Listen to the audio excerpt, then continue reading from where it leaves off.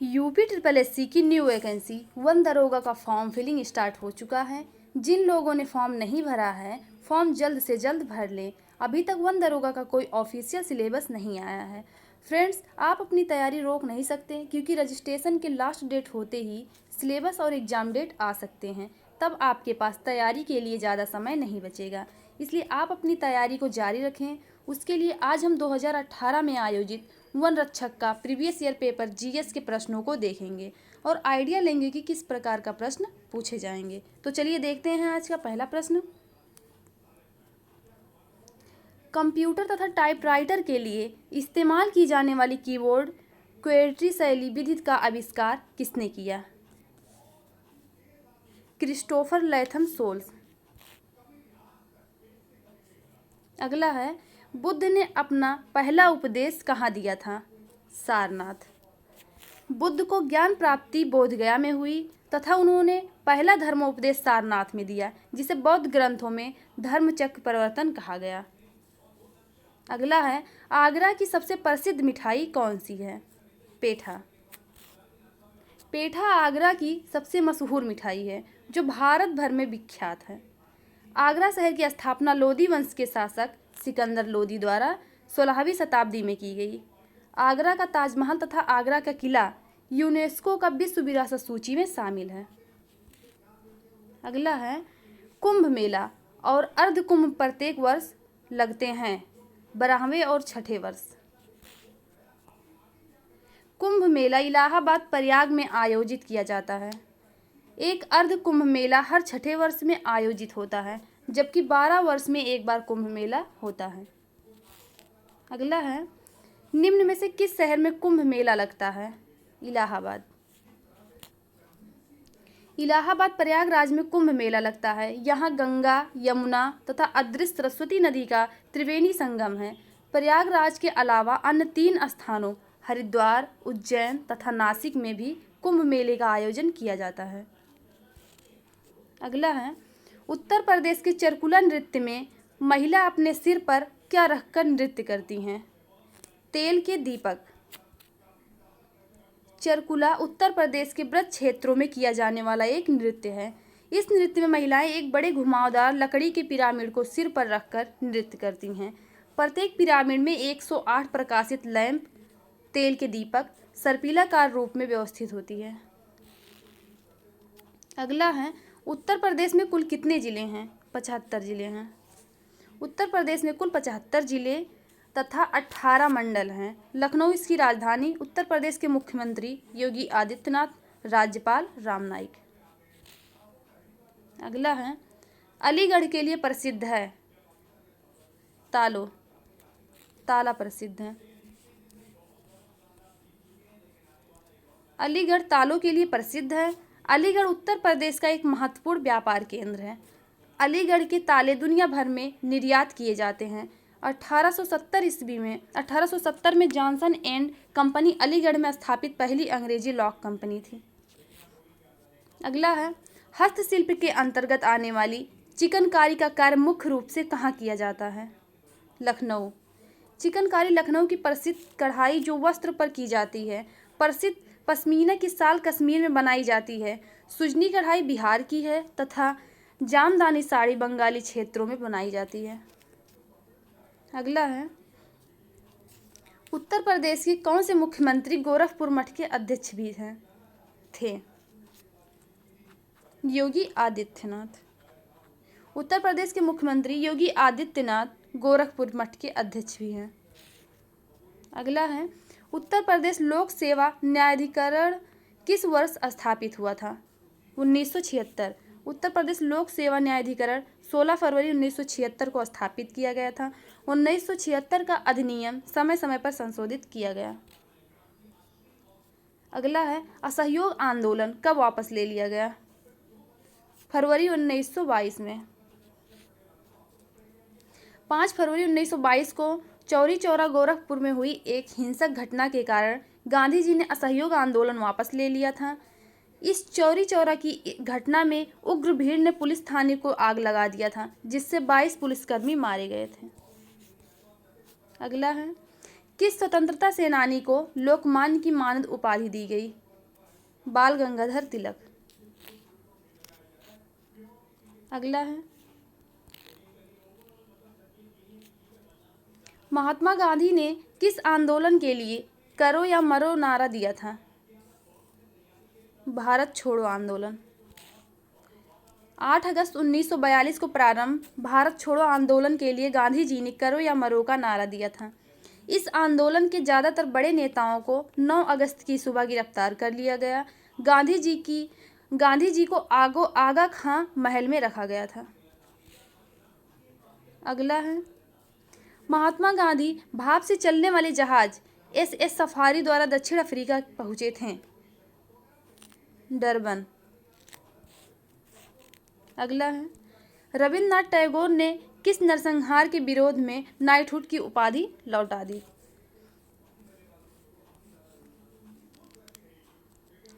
जलियांवाला बाग नरसंहार। रविन्द्रनाथ टैगोर ने British viceroy Lord Chelmsford के काल में हुए जलियांवाला बाग नरसंहार के विरोध में अपने नाइटहुड की उपाधि लौटा दी। अगला है, गांधी जी ने जून 1904 में डरबन के बाहर बस्ती नामक एक सामुदायिक क्रियाशील मठ की स्थापना की। फोनिक्स। 1904 में महात्मा गांधी द्वारा फोनिक्स बस्ती नामक एक सामुदायिक क्रियाशील मठ की स्थापना की। यह दक्षिणी अफ्रीका के डरबन शहर में अवस्थित था। अगला है, प्रसिद्ध पीर पंजाल रेलवे सुरंग कहाँ स्थित है? जम्मू और कश्मीर। अगला है, भारत की सीमाएं कितने देशों के साथ लगती है? 7। भारत की सीमाएं कुल 7 देशों से लगती है, जिसमें भारत अपनी सीमाओं को साझा करता है। भारत के 7 पड़ोसी देश म्यांमार, बांग्लादेश, भूटान, नेपाल, चीन, अफगानिस्तान तथा पाकिस्तान है। अगला है, मानसर डूंगरपुर चूरू नारलाई शहर भारत के किस राज्य में है? राजस्थान। मानसर डूंगरपुर चूरू नारलाई शहर भारत के राजस्थान राज्य में है। अगला है, त्रिपुरा अपने उत्तर, दक्षिण और पश्चिम में से घिरा है। बांग्लादेश से घिरा है। त्रिपुरा अपने उत्तर, दक्षिण और पश्चिम तीनों ओर से बांग्लादेश से घिरा हुआ है। भारत और बांग्लादेश के बीच की सीमा 4096 किलोमीटर है, जो भारत की सबसे लंबी अंतर्राष्ट्रीय सीमा है। अगला है, ढलाई और ऊनाकोटी राज्य के जिले हैं। त्रिपुरा। ढलाई और ऊनाकोटी त्रिपुरा राज्य के जिले हैं। त्रिपुरा की राजधानी अगरतला है। अगला है, पोर्ट ब्लेयर की राजधानी है अंडमान और निकोबार द्वीप समूह। अगला है, मोर्मुगांव बंदरगाह भारत के किस राज्य में है? गोवा। मोर्मुगांव बंदरगाह भारतीय राज्य गोवा में है। दक्षिण गोवा जिले में एक उपजिला और नगरपालिका परिषद है। यह गोवा का मुख्य बंदरगाह। अगला है, भारतीय संविधान का कौन सा अनुच्छेद अनुसूचित क्षेत्रों और जनजातीय क्षेत्रों के प्रशासन से संबंधित है? अनुच्छेद 244।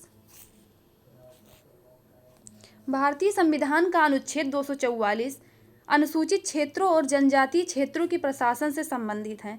भारतीय संविधान की 5वीं अनुसूची के प्रावधान असम, मेघालय, त्रिपुरा और मिजोरम राज्यों के अलावा किसी भी राज्य में अनुसूचित क्षेत्रों और अनुसूचित जनजातियों के प्रशासन और नियंत्रण पर लागू होते हैं। अगला है, भारतीय संविधान का कौन सा अनुच्छेद यह कहता है कि प्रधानमंत्री की नियुक्ति राष्ट्रपति द्वारा की जाएगी? अनुच्छेद 75(1). भारतीय संविधान के अनुच्छेद 75(1) में लिखा गया है, राष्ट्रपति द्वारा प्रधानमंत्री की नियुक्ति की जाएगी और अन्य मंत्रियों की प्रधानमंत्री की सलाह पर राष्ट्रपति द्वारा नियुक्त किया जाएगा। अगला है, लोकसभा में सदस्यों द्वारा निजी विधेयक पेश करने की सूचना अवधि क्या है? 1 माह। अगला है, कौन सा मौलिक अधिकार अल्पसंख्यकों के हितों के संरक्षण की बात करता है? सांस्कृतिक और शैक्षिक अधिकार। अगला है, मेक इन इंडिया कार्यक्रम कितने क्षेत्रों पर संकेंद्रित है? 25।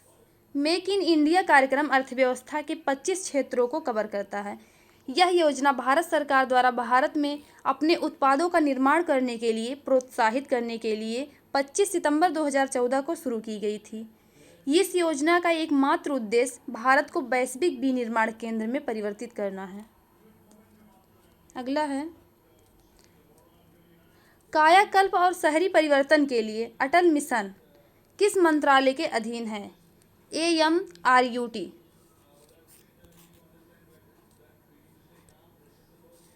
आवास और शहरी मामले। Correct answer A.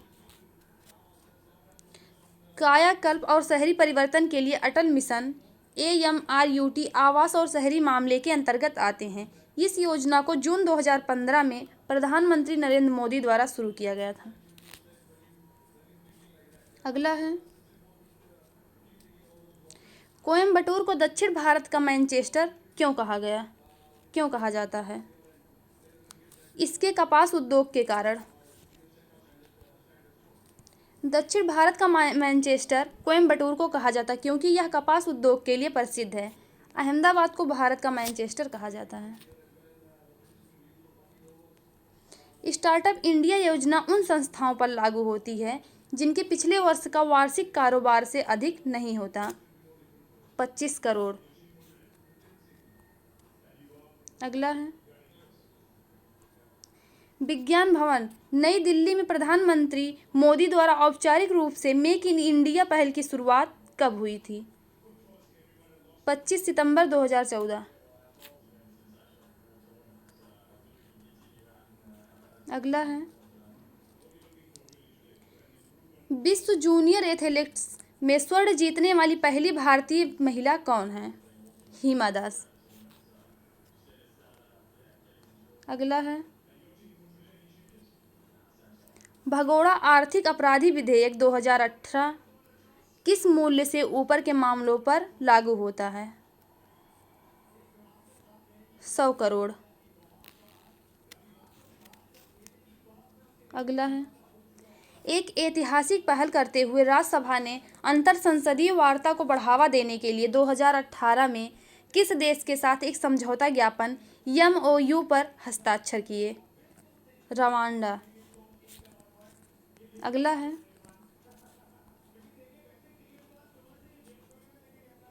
वाणिज्य और उद्योग मंत्री सुरेश प्रभु ने लापता परित्यक्त बच्चों का पता लगाने और उन पर निगरानी रखने के लिए भारत में एक मोबाइल ऐप लॉन्च किया।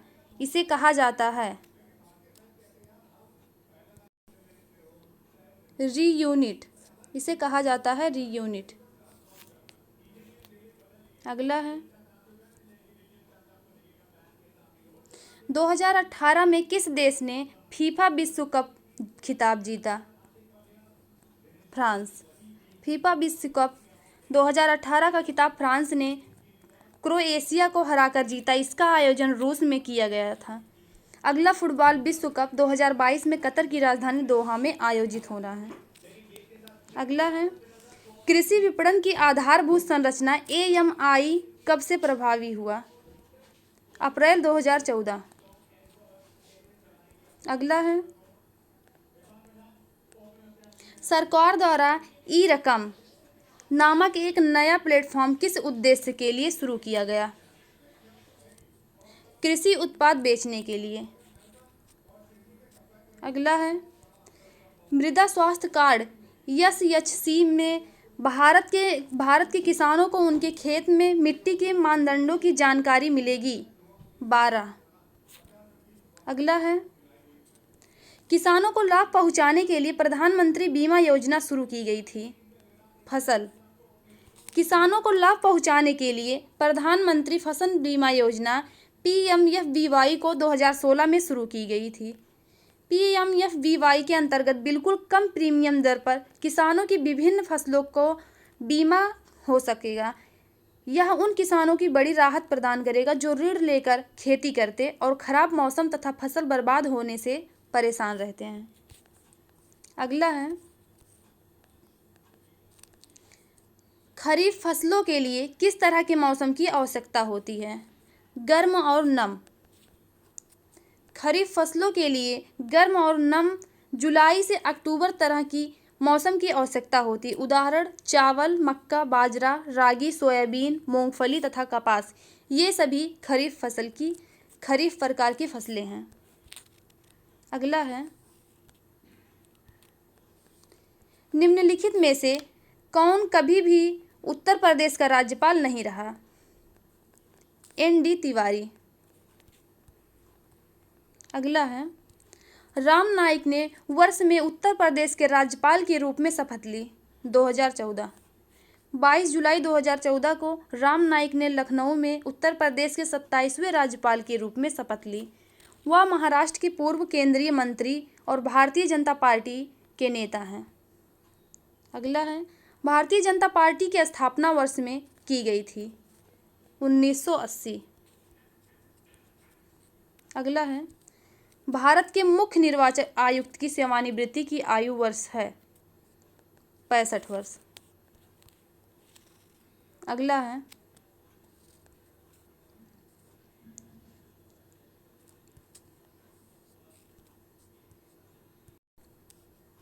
माइक्रोसॉफ्ट विंडोज, माइक्रोसॉफ्ट एक्स और लिनक्स ये सभी के उदाहरण हैं।